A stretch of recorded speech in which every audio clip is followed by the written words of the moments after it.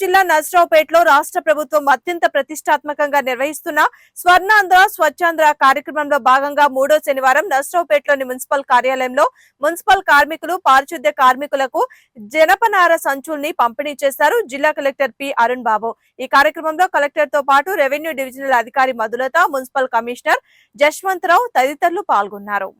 పర్యావరణం బాగుండాలి అన్నా, ప్లాస్టిక్ రహిత సమాజాన్ని మనం నెలకొల్పాలి అన్నా, మనందరం ఆరోగ్యంగా ఉండాలి అన్న ప్లాస్టిక్ వాడకాన్ని తగ్గిద్దాం, పర్యావరణాన్ని రక్షిద్దాం। ప్లాస్టిక్ వాడకాన్ని తగ్గిద్దాం, పర్యావరణాన్ని రక్షిద్దాం। ప్లాస్టిక్ ను త్యజించు, పర్యావరణాన్ని రక్షించు। ప్లాస్టిక్ ను త్యజించు, పర్యావరణాన్ని। కాలేజెస్ నుంచి స్టూడెంట్స్ ను పంపించడం ఆ యాజమాన్యానికి, అలాగే ఈ కార్యక్రమానికి ఇచ్చేసిన మరి స్వచ్ఛందగా పాల్గొన్న అందరికీ, అలాగే రోటరీ లైన్స్ ఇతర వాళ్ళకి, అలాగే మెప్మా నుంచి వచ్చిన మహిళా మనులకి, మరి స్టూడెంట్స్కి అందరికీ ముందుగా నా హృదయపూర్వక నమస్కారాంజలి। అలాగే మరి రాష్ట్ర ప్రభుత్వం ఏదైతే ఆదేశించిందో దాని మేరకు మన కలెక్టర్ గారు ఆదేశాల మేరకు మరి ఈ ర్యాలీ కూడా ఏర్పాటు చేశాం।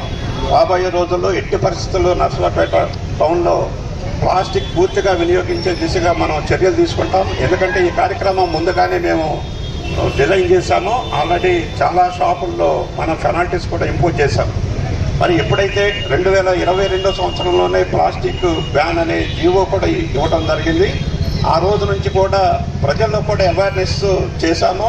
అలాగే వ్యాపారస్తులు పూర్తిగా సహకరించినప్పుడు పూర్తిగా 100% మనం ఈ సక్సెస్ అవుతాం। కాబట్టి వ్యాపారస్తులు పూర్తిగా సహకరించాల్సిన అవసరం ఉంది। ఏదైతే ఈ రోజు నుంచి మరి దయచేసి వ్యాపారస్తులందరూ కోఆపరేట్ చేయాలి। ఇన్ కేసు కోఆపరేట్ చేయకపోతే పెనాల్టీస్ రూపంలో మీకు పెనాల్టీస్ కూడా విధించడం జరుగుతుంది। ఎందుకంటే ఆ పెనాల్టీలు దాదాపుగా 25,000 నుంచి 5 లక్షల రూపాయల వరకు కూడా పెనాల్టీస్ విధించవచ్చు। కాబట్టి ఎవరి మీద మాకు వ్యక్తిగత ద్వేషాలు ఏముండవు, కానీ ప్రభుత్వం చెప్పినప్పుడు మనం రాబోయే రోజుల్లో మనం మానవాళిని మనం మనుగడ సాగించాలంటే తప్పకుండా పర్యావరణాన్ని కాపాడాల్సిన బాధ్యత మన అందరికీ ఉంది। కాబట్టి మరి మనందరం కూడా ఈ కార్యక్రమాన్ని రోజు రోజుకు దిగ్విజయం చేస్తూ మనం పర్యావరణాన్ని కాపాడుకోవాల్సిన అవసరం ఉంది।